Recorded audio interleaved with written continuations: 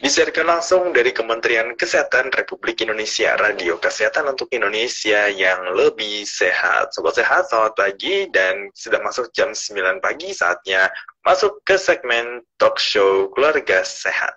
Sobat sehat, penyakit mata glaukoma ini masih menjadi salah satu momok penyebab utama kebutaan di seluruh dunia. Dalam kebaikan kasus, gejala baru muncul beberapa tahun setelah pasien mengidap penyakit ini, sehingga terkadang sulit untuk mengetahuinya sejak awal. Untuk itu, sangat perlu untuk kita agar bisa mengetahui hal-hal yang berkaitan dengan glaukoma supaya bisa menghindari penyakit mata tersebut.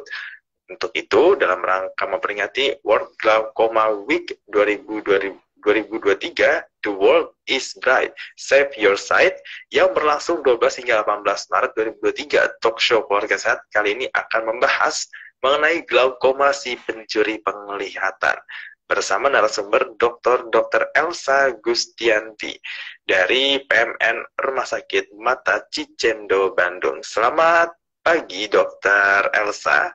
Selamat pagi sobat sehat semua di seluruh Indonesia dan selamat pagi Mas Audi. Senang sekali bisa bertemu pada acara talk show pagi ini. Apa kabar dok hari ini? Alhamdulillah baik. Baik, alhamdulillah sehat selalu ya dok ya, dan untuk sobat sehat semuanya. Baik sobat sehat yang ingin bertanya langsung kepada Dr. Elsa, saya ingatkan untuk bertanya melalui live Instagram Radio Kesehatan di kolom komentar atau question box, atau tulis pertanyaan kamu dan kirim ke WhatsApp 0821 3636 2018. Baik, Dr. Elsa, sebenarnya glaukoma ini boleh dijelaskan dulu dok, ini penyakit yang seperti apa dok? Ya, terima kasih Mas Audi.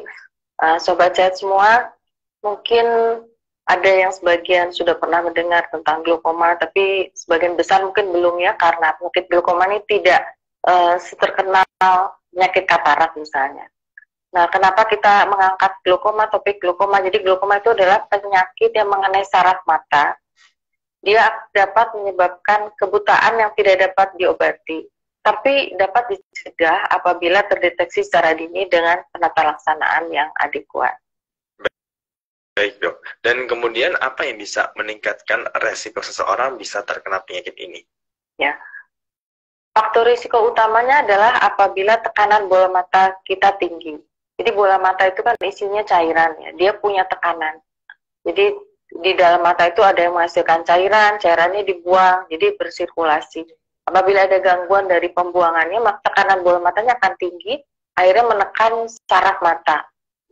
Saraf mata itu keluar dari bola mata menuju ke otak. Nah, kerusakan itulah yang kita sebut penyakit glaukoma. Jadi risiko utamanya adalah peningkatan tekanan intraokuler.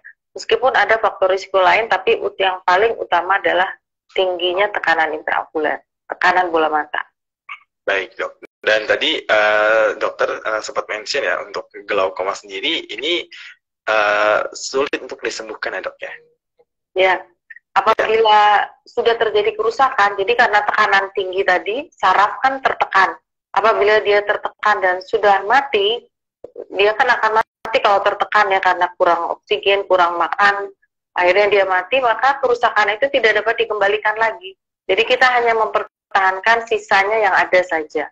Jadi tidak dapat dikembalikan kerusakannya. Baik, berarti memang kerusakan ini tidak dapat dikembalikan ya dok ya, sekali kena glaukoma ini ya dok.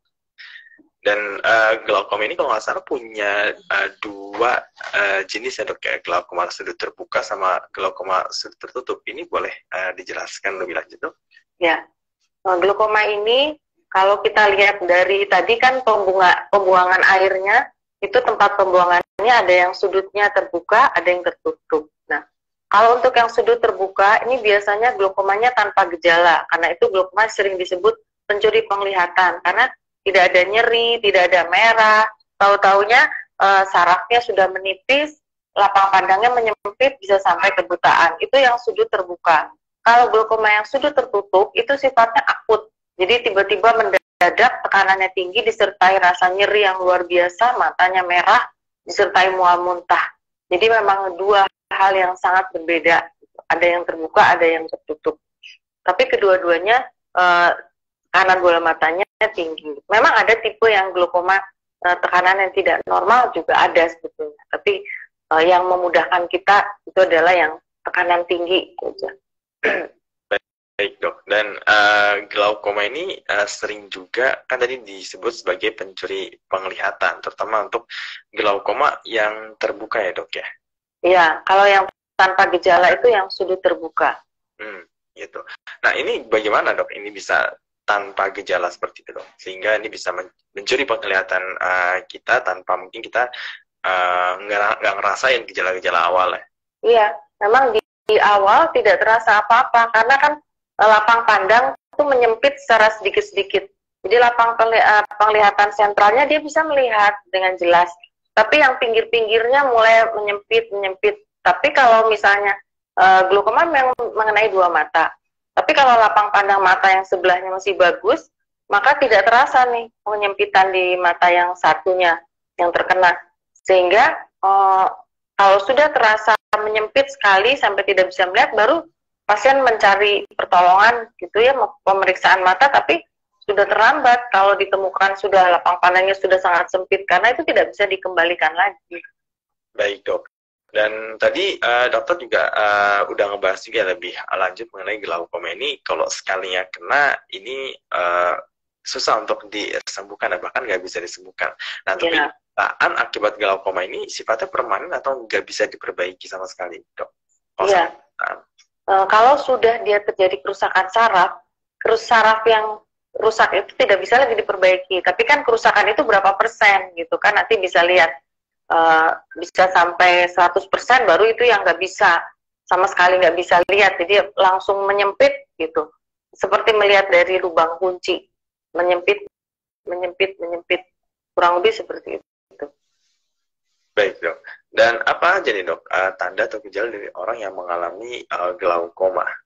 Memang kalau yang tadi yang sudut terbuka itu tanpa gejala, jadi pasien tidak merasa sakit, tidak ada perubahan, matanya kelihatan biasa saja, putih, tidak merah. Cuma mungkin kadang-kadang kalau yang sudutnya tertutup tadi ya bisa. Kalau dia banyak baca, banyak lama di tempat yang gelap, itu ada sakit kepala. Nanti dengan istirahat, bagus lagi. Nah, tapi kalau misalnya nanti tiba-tiba tekanannya langsung naik dengan mendadak, baru itu ada gejala mual, muntah, matanya merah, penglihatannya turun. Dan sebelumnya dia melihat bayangan seperti pelangi kalau melihat benda-benda bercahaya.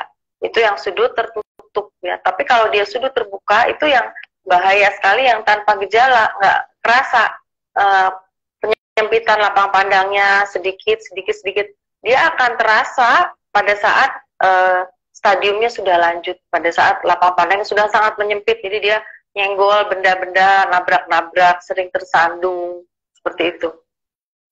Baik dok, namun apakah benar nih dok, glaukoma ini seringkali tidak memiliki gejala pada tahap awal? Tadi kan sudah dijelaskan ya, nggak punya gejala pada tahap awal. Nah, kalau kayak begini, penanganannya kan pun jadi terlambat. Nah, ini dampak yang fatal ini seperti apa dok? Yang fatalnya bisa sampai menyebabkan kebutaan. Jadi lapang pandangnya menyempit, lama-lama habis sama sekali. Jadi sampai bisa menyebabkan buta, nggak bisa melihat. Baik dok. Dan biar kita tahu juga nih gejala tahap awal yang sulit diketahui ini seperti apa dok, sehingga nanti bisa mencegah atau menghindari terjadinya kebutaan. Ya, jadi memang karena tadi saya sebutkan gejala-gejala tadi ya, kalau yang sudutnya tertutup tadi ya, kalau misalnya kadang ada pusing sedikit, matanya merah, itu kalau yang akut dengan mual muntah, makanya tidak bisa lagi. Tidak ada hal lain yang dapat kita lakukan kecuali kita periksakan diri, sehingga kita tahu nih kita glaukoma atau tidak gitu. Jadi nggak ada cara lain, adalah periksakanlah diri Anda ke dokter mata untuk dilihat saraf matanya, untuk dilihat apakah tekanan bola matanya normal, dilihat apakah ada gejala glaukoma atau tidak. Kalau misalnya ada, dapat ditreatment dengan di fase awal. Karena itu bagi mereka yang punya riwayat glaukoma di keluarga, karena resikonya akan 10 kali lebih tinggi pada yang keluarga glaukoma. Pada yang berkacamata tebal, baik itu minus maupun plus, pasien-pasien yang punya hipertensi, darah tinggi, diabetes mellitus, kelainan autoimun, yang sering memakai obat steroid harus memeriksakan diri dengan segera, terutama yang berusia di atas 40 tahun. Baik dok. Dan untuk mengetahui gejala tahap awal yang sudah diketahui ini, tadi kan sudah dijelaskan ya. Nah, ini kapan seseorang nih perlu melakukan screening atau deteksi dini terhadap glaukoma dok? Ya, kalau yang berusia di bawah 40 tahun, tidak ada faktor risiko lain ya, tidak ada keluarganya yang glaukoma, itu biasanya kita melakukan pemeriksaan reguler 2-4 tahun sekali sudah cukup. Kalau untuk 40-60 tahun, 2-3 tahun. Sedangkan di atas 60 tahun, biasanya sebaiknya tiap tahun diperiksa. Baik, jadi yang berusia 60 tahun ke atas itu setiap tahunnya periksa dok ya. Nah, untuk deteksi dini sendiri nih, ini pemeriksaan yang dilakukan seperti apa aja dok? Kita periksa ke dokter mata, nanti akan diperiksa tajam penglihatannya, kemudian lapang pandangnya, apakah masih full atau sudah ada penurunan, kemudian diperiksa tadi sudut bilik mata depannya, kan tempat keluar cairannya tadi, apakah sudutnya terbuka atau tertutup. Kemudian yang paling utama adalah mengukur tekanan bola matanya, apakah tekanan bola matanya normal atau tidak. Kemudian akan dilihat saraf matanya dengan alat khusus namanya ophthalmoscope, jadi didekatkan, dilihat ke dalam, apakah sarafnya sehat atau tidak, saraf mata. Baik. Kurang lebih 4 macam pemeriksaan tersebut. Oke. Jadi ada 4 macam pemeriksaan yang bisa dilakukan untuk mendeteksi glaukoma sedini mungkin. Dan kita kembali berbicara mengenai glaukoma yang biasa disebabkan oleh tekanan bola mata yang tinggi dok. Sebenarnya seperti apa perbedaan dari tekanan bola mata yang normal dengan yang dicurigai penyakit glaukoma dok? Ya, tekanan bola mata yang normal itu sebetulnya tiap populasi, ras, berbeda-beda. Tapi rata-rata kurang lebih kalau kita anggap normal itu berkisarannya antara 17-20-21 gitu lah. Kalau misalnya di atas itu yang harus kita curigai. Tingginya itu karena apa? Bisa jadi tingginya itu karena ketebalan korneanya juga tebal, jadi dia terbaca lebih tinggi itu bisa. Jadi kita harus, kalau misalnya dia tekanan tinggi, harus ada banyak hal nanti yang harus disingkirkan, apakah ini normal atau tidak. Baik dok. Nah, kalau udah terdiagnosis mengalami glaukoma nih, apa yang sebaiknya bisa kita lakukan dok untuk mencegah terjadinya kebutaan? Ya, kalau ternyata sobat sehat ini terdiagnosis penyakit glaukoma, karena penyakit glaukoma ini adalah penyakit yang progresif, artinya dia akan mengalami penurunan. Maka kita akan berusaha menurunkan supaya progresivitasnya itu tidak terlalu cepat dengan menggunakan obat-obatan yang pertama. Jadi bisa obat tetes, ada yang diteteskan. Kalau tekanannya tinggi sekali, sampai 30-40 ada ditambah obat yang diminum. Kemudian kalau tidak bisa dilanjutkan dengan laser. Kalau tidak bisa juga, sudah pakai 3-4 macam obat, tekanannya masih tertinggi, baru pilihannya adalah operasi. Operasi juga nanti kan dibuat lubang, kira-kira 1-2 mili supaya cairannya bisa keluar. Itu bertahan kira-kira 80% dalam 5 tahun keberhasilannya. Tapi nanti kalau tinggi lagi, bisa diulang lagi, sekali diulang, 2 kali, 3 kali. Kalau masih tinggi juga, tetap baru kita pasang selang. Supaya cairan itu bisa keluar terus-menerus melalui selang kecil di dalam bola mata. Baik dok. Nah, untuk glaukoma sendiri ini punya metode pengobatannya seperti apa dok? Ya, itu tadi. Jadi pertama-tama kita berikan obat-obatan dulu. Kalau tidak bisa dengan obat-obatan, dengan laser. Kemudian pilihan terakhir baru dengan operasi. Tapi semuanya ini hanya bertujuan mempertahankan penglihatan yang ada. Jadi kalau memang sudah ada kerusakan, kita sayangnya tidak bisa mengembalikan apa yang sudah rusak itu. Sampai saat ini teknologinya belum ada. Ya. Entah ya kalau 30-40 tahun yang akan datang, tapi saat ini yang kita ketahui adalah seperti itu. Baik dok. Nah, tadi kan dokter bilang kalau glaukoma ini sulit untuk disembuhkan, bahkan nggak bisa sembuh. Nah, pengobatan ini sebenarnya tujuannya untuk apa dok? Kalau memang glaukoma ini sulit sekali untuk disembuhkan? Ya, kita mempertahankan yang ada. Jadi kita turunkan tekanan bola matanya sehingga kerusakan itu tidak akan terjadi lagi gitu. Karena kalau saraf itu dia punya sifat khusus ya. untuk dia hidup itu sel-sel kan saraf itu banyak sih sel-selnya ya. Kalau sel ini satu mati, nah dia tuh mempengaruhi sel tetangganya. Jadi si sel saraf itu untuk dia hidup, dia perlu tetangganya sekitarnya tuh hidup juga. Kalau satu ada yang mati, dia seperti toksik untuk lingkungan sekitarnya, jadi lingkungannya juga ikut mati gitu. Itu adalah ciri khas dari penyakit neurodegeneratif seperti itu. Oke dok. Jadi meskipun telah dilakukan pengobatan glaukoma, tapi mata ini nggak akan sembuh dan kembali normal ya dok ya? Iya. Tapi kita bisa dengan obat-obatan paling nggak mempertahankan sel-sel saraf yang tersisa yang masih ada, kita pertahankan supaya tetap hidup, supaya tetap bertahan. Paling tidak progresivitas penurunannya kan kalau tadi ini sudah ada yang mati, dia kan meracuni sekitarnya ikut mati juga, tapi kita harapkan kematiannya itu tidak terlalu cepat. Jadi sampai dia di akhir hidupnya dia tidak buta gitu. Jadi diperlambat. Karena penyakit glaukoma ini progresif, jadi memang terus menurun gitu. Tapi dalam jangka panjang ya, 5-10 tahun penurunannya gitu. Baik. Kronis progresif. Baik dokter. Nah, tentunya mencegah ini kan memang lebih baik daripada mengobati. Bagaimana supaya untuk mencegah penyakit glaukoma ini dok, selain rutin melakukan pemeriksaan mata? Ya, yang pertama tentu pola hidup sehat ya. Pola hidup sehat ini berlaku di mana-mana termasuk untuk penyakit glaukoma. Dengan pola hidup sehat, kita dapat mencegah terjadinya glaukoma sekunder. Jadi kalau yang tadi primer itu memang bawaan. Jadi dia sudah di genetiknya ada, dia akan menjadi glaukoma. Karena penyakit degeneratif, karena faktor usia, makin lama bisa menjadi glaukoma. Tapi ada juga yang sifatnya sekunder, jadi karena kesalahan, bisa karena kesalahan kita sendiri misalnya, atau hal-hal yang tidak kita sengaja, ada terjadi kecelakaan, trauma bola mata, sehabis operasi, sering pakai obat-obatan mata sendiri tanpa resep, yang mengandung steroid, itu dapat meningkatkan tekanan bola mata sehingga dapat menyebabkan glaukoma.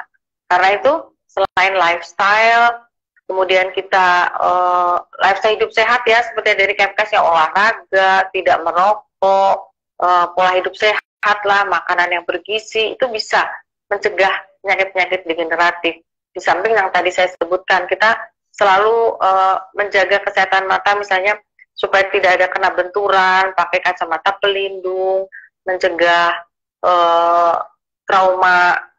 Sering yang kena badminton, kena kok, itu bisa menyebabkan glaukoma juga. Trauma, mencegah trauma.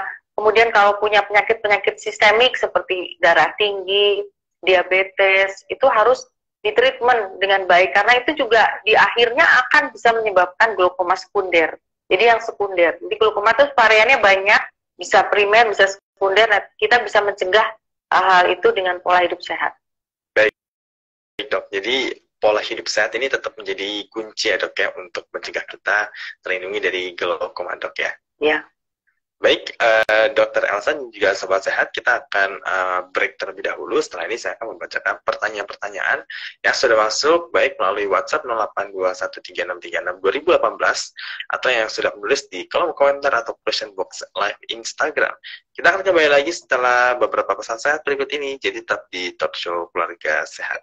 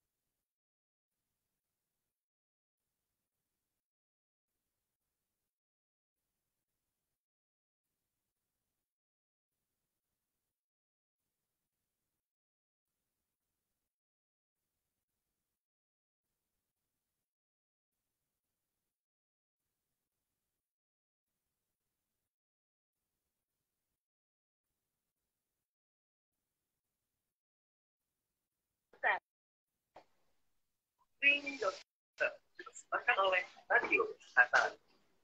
Radio Kesehatan untuk Indonesia yang lebih sehat. Radio Kesehatan untuk Indonesia yang lebih sehat. Sobat sehat, glaukoma tidak selalu dapat dicegah, tapi ada upaya yang dapat dilakukan untuk menjaga kesehatan mata sobat sehat ya. Dan kita masih kembali dalam talk show Keluarga Sehat, berbincang seputar tema yaitu glaukoma si pencuri penglihatan bersama dengan narasumber Dr. Elsa Gustiani dari PMN Rumah Sakit Mata Cicendo Bandung. Sebelum masuk ke pertanyaan Sobat Sehat, ini berbicara tentang World Glaucoma Week 2023, The World is Bright, Save Your Sight, yang berlangsung 12 hingga 18 Maret 2023. Nah, menurut Dr. Elsa, apa tujuan dari momentum ini, Dok? Nah, terima kasih, Mas Audi. Jadi, Sobat Sehat semua, kita ini sedang merayakan World Glaucoma Week. Jadi, ini inisiasi global, jadi di seluruh dunia, yang diprakarsai oleh World Glaucoma Association, jadi perkumpulan ahli-ahli glaukoma dan pemerhati masalah glaukoma termasuk pasien-pasien glaukoma. Jadi organisasinya besar. Ini dengan tujuan untuk meningkatkan kesadaran masyarakat tentang glaukoma. Jadi kita di mana-mana pada hari ini di seluruh dunia melakukan kegiatan seperti ini, antara lain dengan talk show, meningkatkan pengetahuan masyarakat tentang glaukoma agar masyarakat itu mengenal apa sih penyakit glaukoma, sehingga membuat mereka tergerak untuk memeriksakan dirinya, sehingga apabila mereka menderita glaukoma dapat terdeteksi dini dan dilakukan treatment yang adekuat. Seperti itu.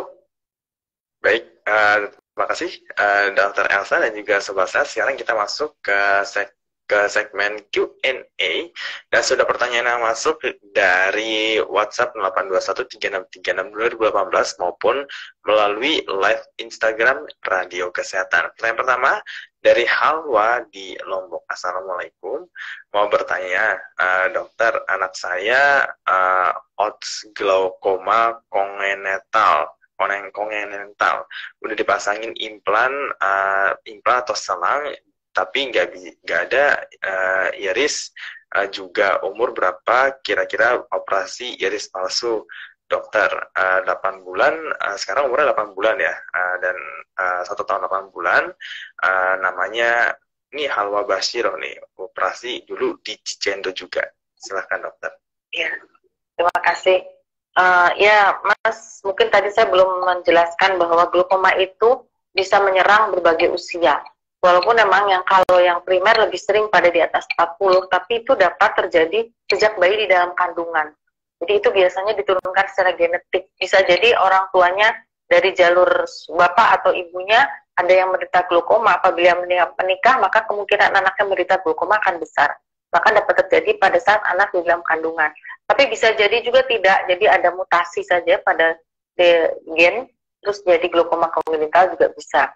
Nah, pada putra ibu ini yang di Lombok, semoga sehat ibu ya, anaknya juga. Ini adalah contoh glaukoma kongenital, jadi yang terjadi dari dalam kandungan. Jadi biasanya bayi lahir itu matanya besar, daerah korneanya itu besar, sering berair, pasiennya takut menghadapi sinar matahari, tekanan bola matanya tinggi, dan biasanya memang harus segera dilakukan operasi untuk menurunkan tekanan bola mata. Nah, tapi kan tadi saya bicara juga ada glaukoma yang primer ya, ada juga yang sekunder. Sekunder itu karena penyakit lain di mata atau penyakit sistemik lain. Nah, pada anak ibu ini itu adalah penyakit yang tidak punya iris. Iris itu kalau kita lihat mata itu kan ada yang kalau orang barat itu warnanya biru, kita kan warnanya coklat. Itu ada yang tidak punya selaput pelangi itu, tidak ada. Jadi tidak ada irisnya namanya.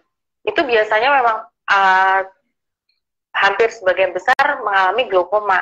Nah, jadi glaukomanya sulit diatasi dengan obat, sulit dengan operasi sulit. Makanya pada bayi ini langsung dipasang selang. Jadi pada bayi ini sudah langsung dipasang selang. Kemudian dia tinggal menunggu pemasangan iris buatannya. Nah, pemasangan iris buatan ini sebetulnya boleh dilakukan kalau misalnya hanya saja di kita kemungkinan harus dipesan dulu alatnya tuh nggak bisa langsung tersedia. Itu kan iris buatan. Biasanya kita tunggu pemasangannya kalau mata perkembangan anaknya sudah maksimal dulu ya. paling enggak nunggu sampai 1 tahunan mungkin nanti baru kita melakukan operasi berikutnya. Karena kalau operasi dilakukan berturut-turut, dia sudah operasi glaukoma nih, kemudian dioperasi-operasi yang lain, itu biasanya takutnya operasi glaukomanya nanti gagal. Kalau jarak antara operasi satu dengan operasi lainnya terlalu dekat. Minimal operasi itu dilakukan dalam jarak 6 bulan lebih, baru dilakukan operasi. Karena operasi pemasangan iris ini kan sifatnya seperti kosmetik, jadi tidak terlalu utama, tapi dia menghilangkan silau secara kosmetik saja seperti itu. Jadi yang utamanya Bu, itu yang penting tekanan bola matanya dulu tercapai bagus, sarafnya bagus, baru kita memikirkan pemasangan irisnya. Gitu. Baik, itu semoga menjawab. Baik, semoga menjawab ya untuk Ibu Halwa yang dari Lombok. Kemudian pertanyaan selanjutnya datang dari Chandra. Permisi dok, mama saya usia 52 tahun. Ini ada masalah sama matanya. Pas diperiksakan, katanya tekanan bola matanya meningkat. Apakah ini ciri-ciri mama saya mengalami glaukoma ya dok? Dan langkah-langkah apa yang perlu dilakukan guna menyembuhkan mata mama saya? Terima kasih. Ya. Memang tadi disebutkan ya bahwa salah satu faktor resiko glaukoma adalah tekanan bola mata yang tinggi. Tapi kita tidak bisa mendiagnosis orang langsung glaukoma pada saat sekali pertama datang. Karena pengukuran tekanan bola mata itu banyak tekniknya. Ada yang hanya dengan ditekan gini saja, palpasi secara kasar. Ada yang dengan ditiup. Atau yang paling bagus adalah yang dengan disentuhkan dengan alat namanya aplanasi yang ada di rumah sakit mata. Nah, kalau dengan yang ditiup saja, kadang itu hasilnya lebih tinggi 2-3. Jadi sebaiknya memang ibu diperiksa lagi, dicek betul, beberapa kali pemeriksaan, betul tekanannya memang tinggi, kemudian dilihat hal lain, apakah dia tinggi itu karena korneanya tebal, atau memang ibu memang tekanan bola matanya tinggi. Kalau dia hanya tinggi tapi sarafnya masih bagus, kita belum sebut glaukoma, tapi kita baru sebut hipertensi mata, hipertensi okuler. Kalau nanti kita lihat sarafnya memang ternyata sudah ada kerusakan, baru kita sebut dia glaukoma. Kita cek juga apakah sudutnya terbuka atau tertutup, nanti itu bisa ada treatmentnya. Apakah dia perlu di laser atau tidak. Jadi pemeriksaannya sebetulnya masih panjang. Tapi sebetulnya masnya ini bagus sekali ya, karena begitu care dengan kesehatan ibunya, maka ibu harus diperiksa lebih lanjut untuk menentukan apakah ibu sudah glaukoma atau tidak. Memang ada resiko ke arah glaukoma karena tekanan bola matanya katanya tadi tercatat tinggi. Jadi lakukan pemeriksaan lebih lanjut. Baik, terima kasih Dokter Elsa atas jawabannya. Kemudian pertanyaan selanjutnya datang dari Ibu Linda. Dok, ini anak saya umurnya 16 tahun dan dia ngerasa sakit di bola mata yang sebelah kanan. Sakitnya hilang timbul sudah berbulan-bulan. Nah, itu kira-kira kenapa ya dok ya? Dan gimana mengatasinya? Apakah jangan-jangan ini glaukoma atau mungkin cuma nyeri mata biasa aja gitu? Ya, terima kasih untuk Bu Linda ya, 16 tahun. Berarti ini kan masih muda. Nah, mungkin ini keterangannya belum lengkap banget. Ini apa pakai kacamata atau tidak? Bagaimana aktivitas sehari-harinya, karena sekarang itu kan anak-anak pada saat masa pandemi ini kan lebih sering menggunakan HP ya, menggunakan gadget, sekolahnya juga kebanyakan online, jadi memang banyak sekali anak-anak usia sekolah, remaja, ini yang mengalami eye straining, jadi nyeri matanya, computer vision syndrome, karena terlalu banyak memakai gadget. Jadi kita harus ingat kalau rumusnya 20-20-20 ya, 20 menit kita lihat gadget atau lihat HP, kita harus istirahat sekitar 20 detik. Melihat jauh sekitar jarak 20 meter. Supaya kita matanya tidak lelah dan matanya tidak kering. Kalau dia mata kering itu juga penglihatannya akan blur sebentar. Nanti kalau dikedipin, merem sedikit, jelas lagi. Dan kalau misalnya dia memang punya kelainan refraksi, artinya yang harus dikoreksi dengan kacamata, bisa jadi dia jadi sakit matanya, bisa sakit kepala.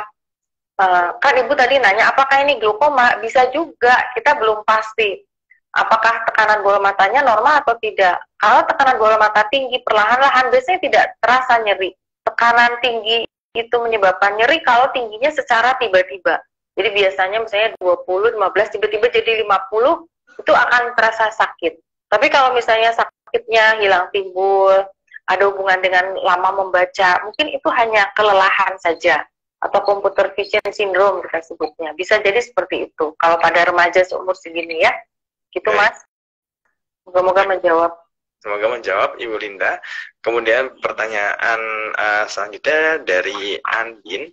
Halo dok, ayah saya penderita glaukoma kiri dan kanan, operasi tahun 2017 pada mata kanan dan kiri. Nah, mata kiri dan mata kanan dioperasi, yang kena glaukoma tidak operasi mengalami sakit di kepala. Apakah boleh dikasih asam mefenamat atau diclofenac untuk menghilangkan rasa nyeri di kepalanya dok? Ya. Jadi ini Bapak ini berarti sudah kena glaukoma kiri kanan dan sudah dioperasi dua-duanya ya? Atau belum, baru sebelah? Tadi kita tangannya sebenarnya sudah dua-duanya sih dok. Sudah dua-duanya. Nah nanti biasanya kalau glaukomanya sudah lanjut, itu kadang walaupun dioperasi tekanannya masih tinggi ya. Jadi sudah tidak bisa melihat, sudah buta dan nyeri.